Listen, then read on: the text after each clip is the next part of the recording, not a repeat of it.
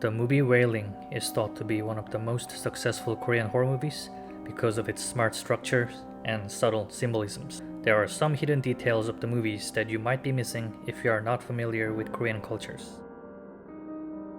There's a scene where the shaman's car is heading to the village Goksang.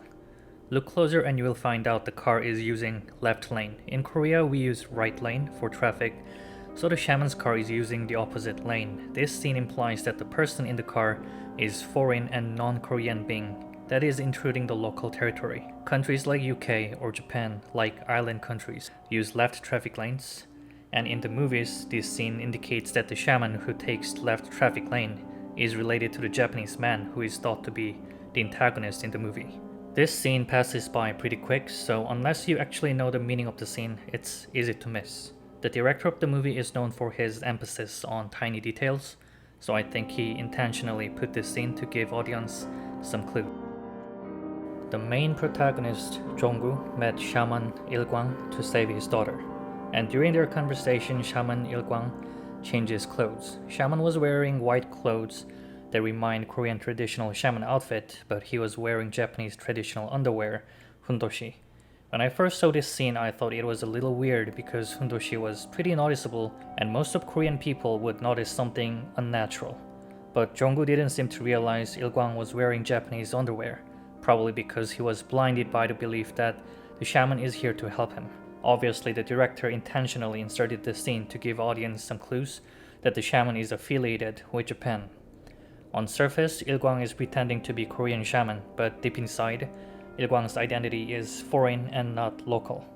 And the shaman's character in this scene is symbolizing the overarching message of the movie, which is don't let them deceive you. The climax of the movie is a ritual of the shaman, which is full of music and emotions. The director crosscuts the shaman's ritual and Japanese man's ritual to make it look like they're fighting each other.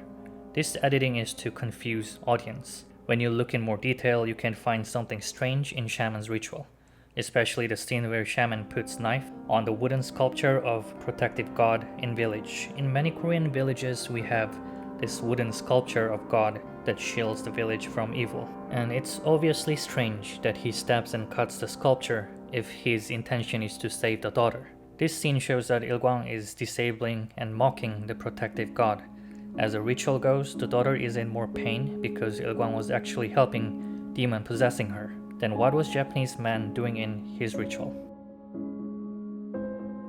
As Il-kwang's ritual gets to climax, Japanese man also shows more pain. It's easy to think that Il-kwang and Japanese man is fighting each other, but in fact, Japanese man was protecting himself from the local god. Towards the end of the movie, Japanese man is chased by a woman, and we can see that he is very scared of her, which was surprising given that he didn't really show any emotion throughout the movie.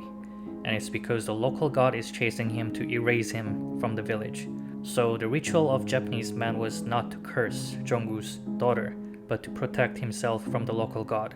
This movie is not so kind to audience because the editing confuses us and makes it really hard to point who is good or bad.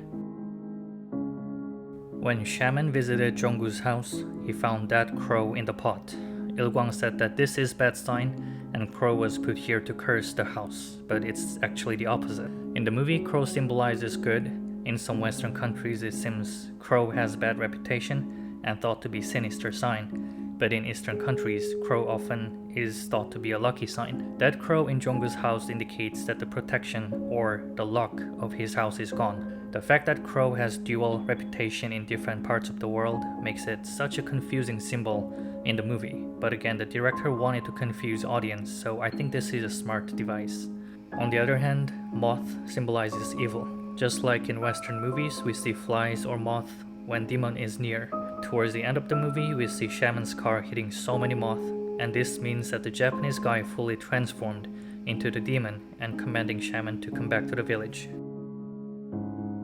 The movie has few scenes where there is a flower dangling at the front gate of Jong-gu's house and also other victims' house. This is actually a trap set by a local god to catch the demon. That's why the flower is withered at victims' house after they are fully possessed. Jong-gu's house also had this flower at the front gate at the end of the movie, but when Jong-gu didn't believe the local god and returned to his house, the flower withers and loses the protective effect, letting the possession to complete.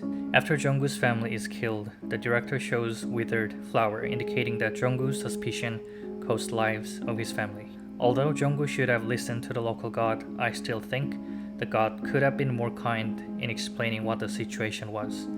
Even if I was Jungwoo, it would have been really difficult to believe the local god after what he went through.